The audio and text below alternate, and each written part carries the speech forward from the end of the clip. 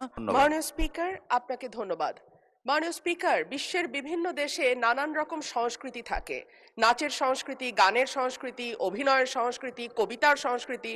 আমাদের দেশে মাননীয় স্পিকার গত ১.৫ বছর এবং এরপরে গত ২ মাস ধরে আমরা মবের সংস্কৃতি দেখলাম। আমরা দেখলাম বাংলাদেশ ব্যাংকের গভর্নরকে মব করে সরানো হয়েছে। আমরা দেখলাম বাসসের প্রধানকে মব করা হয়েছে। বরিশাল আদালতের প্রাঙ্গণে মব হয়েছে। সুপ্রিম কোর্ট লয়ার্স রুমে মব হয়েছে। ডেইলি স্টার, প্রথম আলো ভাঙা হয়েছে। চট্টগ্রামে ১.৫ বছর আগে নেচে গেয়ে নাচ এবং গানের মাধ্যমে মব তৈরি করে ছিনতাইকারী সন্দেহে পিটিয়ে মারা হয়েছে।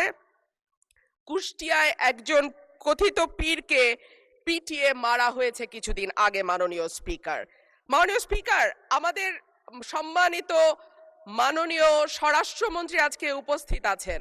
উনি একবার না, দুইবার না, কয়েক দফা আমাদেরকে আশ্বস্ত করেছিলেন বাংলাদেশে আর মবের কালচার হবে না। উনি আমাদেরকে আশ্বস্ত করেছিলেন বাংলাদেশে বিচারহীনতার সংস্কৃতি হবে না।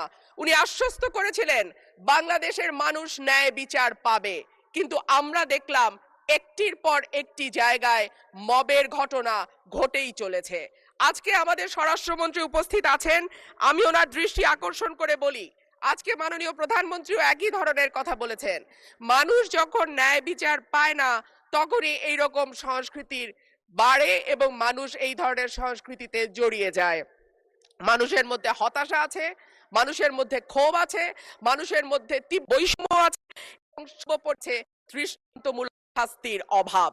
গত ১.৫ বছরে চট্টগ্রামে মব করে যেই লোকটিকে পিটিয়ে মারা হয়েছিল তার বিচার এখন পর্যন্ত হয়নি মাননীয় স্পিকার। এবং